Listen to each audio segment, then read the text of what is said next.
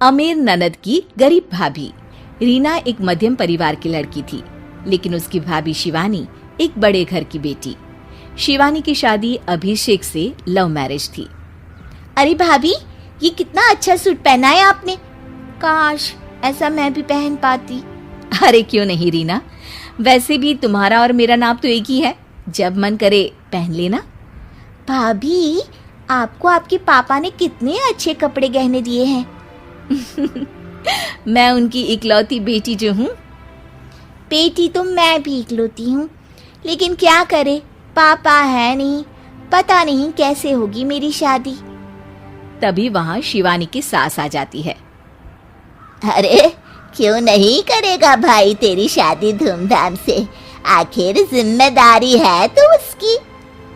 और वो दिन भी आ जाता है जब रीना की शादी तय हो जाती है। अभिषेक, क्या हुआ? आप इतने परेशान तो कभी नहीं दिखे। कोई बात है तो बताइए मुझे। अरे शिवानी, वैसे तो शादी का सारा इंतजाम हो गया है, लेकिन गहनों का रेट तो आसमान छू रहा है। कैसे क्या करूं, कुछ समझ में ही नहीं आ रहा। थोड़ी देर में शिवानी अपने पूरे गहने अभिषेक के सामने रख देती है। ये लीजिए, गहनों का इंतजाम भी हो गया। अरे नहीं नहीं शिवानी, मैं ये गहने किसी हालत में भी नहीं ले सकता। ये तुम्हारे पिता ने तुम्हें दिया था, और तुम हो कि। तभी वहाँ सास आ जाती है। अरे तो क्या हुआ, इसकी तो हो गई ना शादी, अब किसे दिखाने हैं इसने गहने। सास गहनों का डिब्बा शिवानी के हाथ से लेकर वहाँ से चली जाती है। रीना की शादी धूमधाम से होती है और अब वो बड़े घर की बहू बन जाती है। वहीं रीना की शादी के बाद शिवानी और अभिषेक उसकी शादी के कर्जों से डूब जाते हैं। मैं सोच रही हूँ नौकरी करनी शुरू कर दूँ, वैसे भी पढ़ी लिखी हूँ, आपकी थोड़ी मदद भी हो जाएगी। वैसे शिवानी, कुछ दिन कर लो तो अच्छा ही होगा, क्योंकि जरूरत भी है। अब शिवानी भी नौकरी करने लगती है और घर खर्चे में अभिषेक का हाथ बटाती है।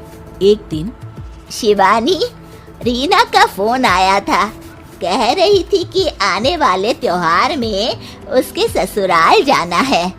ठीक है माँ।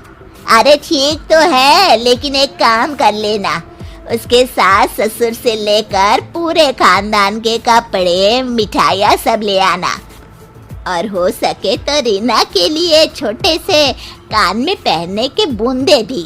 और क्या है ना, शादी में उसे सारी बड़ी बड़ी कान की ज्वेलरी दी थी, घर में पहनने के लिए तो उसके पास कुछ भी नहीं है।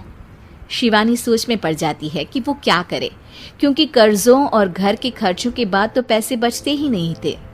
शिवानी फिर अपने पिता को फोन करती है और उनसे पैसे मांगती है। देखो शिवानी, मैंने तुम्हें शादी के वक्त ही मना किया था कि ऐसे घर में शादी करनी ही नहीं चाहिए। अरे अभिषेक को शर्म आनी चाहिए जो ससुराल से पैसे मंगवा रहा है। शिवानी को पिता की बात पर गुस्सा आ जाता है। आप मेरे पिताजी हैं और मैं परेशान थी, इसलिए आपसे मदद की उम्मीद की पापा। अभिषेक को तो पता भी नहीं है कि मैंने आपसे पैसे मांगे हैं। शिवानी सोचती है कि वो अभिषेक से बात करे, लेकिन फिर उसे लगता है कि वो टेंशन ले लेगा। तभी शिवानी की नजर हाथ के कंगन पर पड़ती है, सीधे बाजार जाती है और उसे बेचकर ननद के घर ले जाने का सारा सामान लेकर आती है और सास के सामने रख देती है। हाँ ठीक है, लेकिन फल थोड़े और अच्छी क्वालिटी के होने चाहिए थे।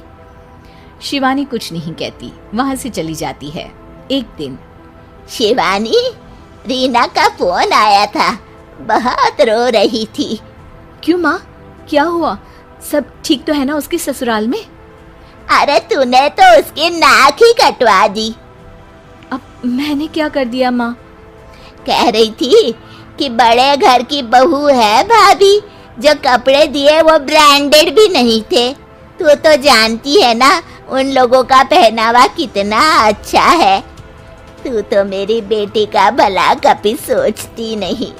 हाय भगवान, अरे बड़े घर की बहू है, इसी बात की जलन है ना तुझे, लेकिन याद रख मेरी बेटी का सोचने के लिए भगवान है, तुम लोग कभी उसका बुरा नहीं कर पाओगे। अब शिवानी के मन में सवाल था कि क्या ईश्वर सिर्फ रीना के साथ है, उसके साथ नहीं। लेकिन उसे सुकून था कि वो अभिषेक के साथ उसकी जिम्मेदारियों को निभाने में बराबरी की हकदार है। शिवानी वहां से चली जाती है।